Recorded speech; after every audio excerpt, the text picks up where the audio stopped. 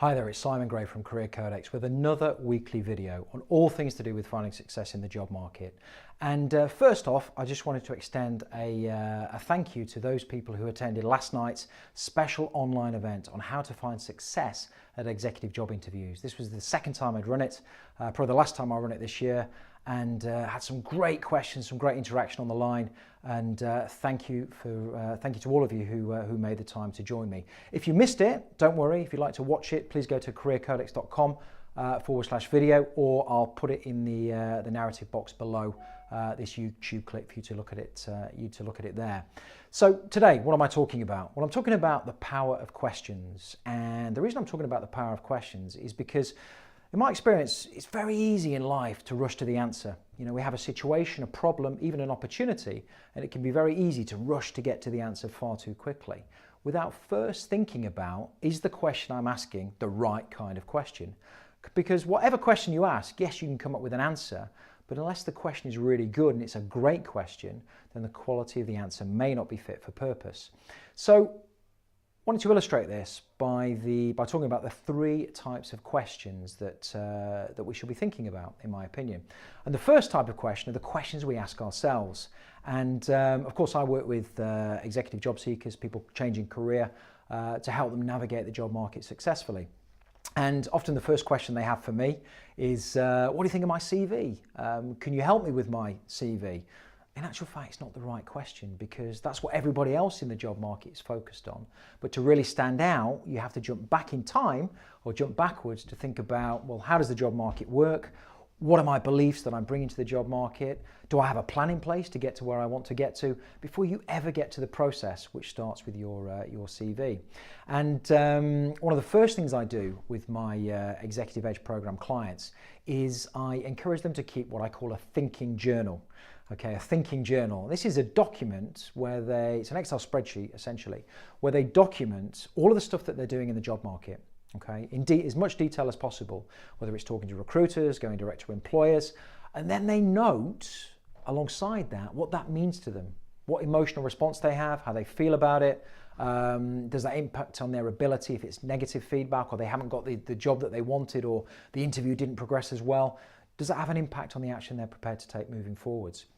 And then what we do together at our private sessions, we for a few minutes at least, we interrogate that.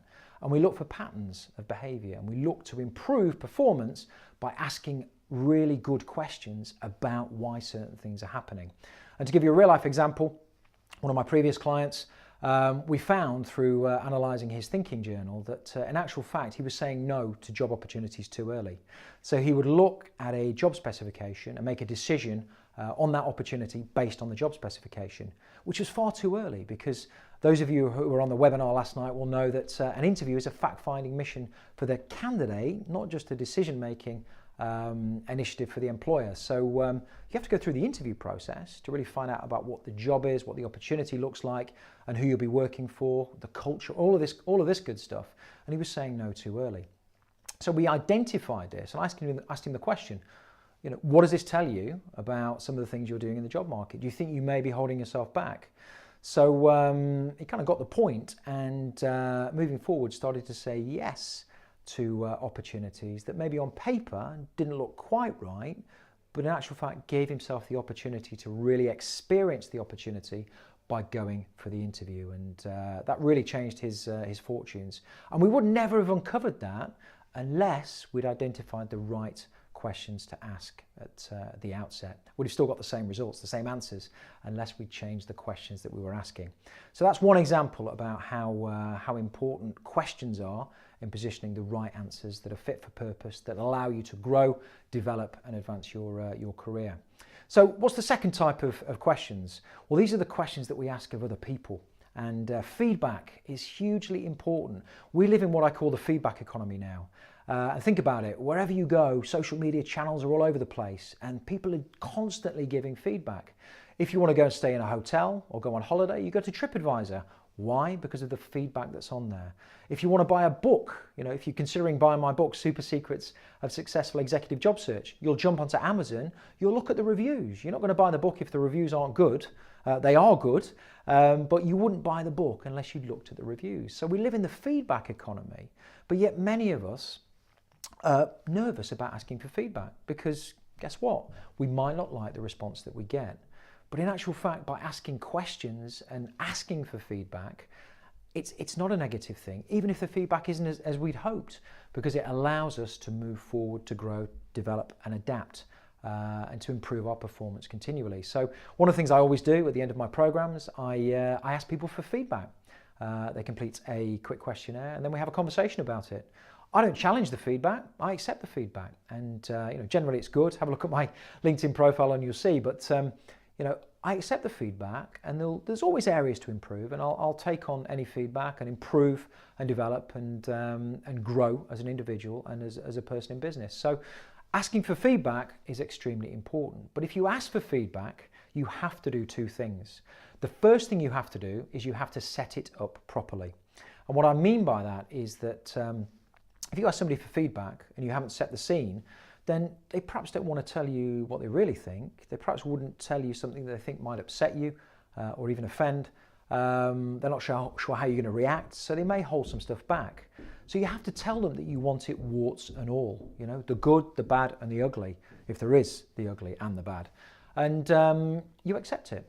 Yeah, you ask for it, you set the scene, and you explain to the person that in actual fact this is a value to you, tremendous value to you, because it's going to allow you to grow and develop and advance. And the second thing that you do is that you don't challenge the feedback. You don't argue back against the feedback because it's feedback, it's their opinion, and of course they're entitled to their opinion. And you've already said this is going to help you, so you take it and you greet it with two things: a smile and a thank you. Now, those of you who were on the How to Find Success at Executive Job Interviews webinar last night will know that I talked about how you ask for feedback in the interview environment and why you do this. And there's a special reason you do this with respect to interviews, and I'll drop the link in the narrative below so you can take a look at that if you want to find out more. It's also on my website, careercodex.com/video. So, third types of questions. These are questions that are inspired from inspiration.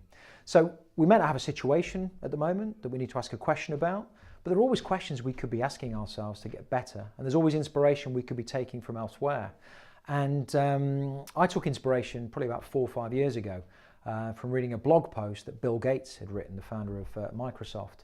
And in it he said that when he goes on holiday, he takes 2 or 3 books on subjects he knows nothing about. So he's got an interest in these subjects, but they're nothing to do with computers, software, or anything else to do with IT. And he reads these books from a perspective of, well, I'm interested in them, but what lessons can these other sectors, disciplines, give to me for my business? How can I apply the teachings here to my computer software business? And I read this blog and I thought, oh, that's fantastic. So what I do now is I probably read about a book a week. Those of you who know me, who are watching this, will know that to be true. I'm always quoting a book, and I probably read a book a week, and it's on all sorts of different subjects. And I try and apply my learnings and my education that I receive from that to what I'm doing to advance and grow my business, and also to advance and grow me as an individual. And as an example, those of you will know that I do draw inspiration from elsewhere. In my book, Super Secrets of Successful Executive Job Search, one of the strategies that I outline to deal with how to handle a weakness that you have, or at least a perceived weakness that you have at interview, I call this the 8 Mile strategy. Now, where did I get the inspiration from that? Well, it's the film called 8 Mile that stars Eminem. And I watched this film and I thought, wow, there's an important lesson in this film. How could I apply that to the education I put out there in the job market? Hence the 8 Mile strategy was born. So really 3 types of questions that you need to be asking yourselves, whether you're in the job market and looking for your next job, whether you're trying to change career, or even in business, And to summarize those, one more time, ask better questions of yourself. Really be self-aware and ask the questions that are going to help you move forwards as an individual in whatever it is you're trying to achieve. In terms of asking for feedback, ask for feedback and take the feedback and learn from that. Learn from that feedback. Put yourself in the position of the person giving the feedback. Try and see things from their viewpoint. In business, You know, I've had to do a lot of negotiation over the years, and one of the best ways to negotiate is not to keep firing your message across the bow. It's to actually sit in the other person's shoes and understand their positioning, because then you know which points to target and what to negotiate on, if you like. And then, of course, the final types of questions are to get inspired with questions that you should be asking from other inspiration, from other books, other sources, blogs. I read a lot of blogs, and get inspired and think how what I'm reading here, okay, it might be completely unrelated to my specific situation or my sector or discipline, but what learnings are there here that I can apply to my life right now to advance, to grow and develop. So I'm going to ask you for some feedback. If you enjoy these videos, you find them valuable, please let me know. If you don't enjoy them, let me know. If you'd like me to do something different or cover a different topic on these videos moving forwards, or on one of my monthly webinars, then let me know. And I'll gladly listen to that, and I'll come back and I'll accommodate that and build it into the plan for the business moving forward. So it's a nice weekend. I can see the sun shining in from the window. So have a great weekend, and I'll be back again next week.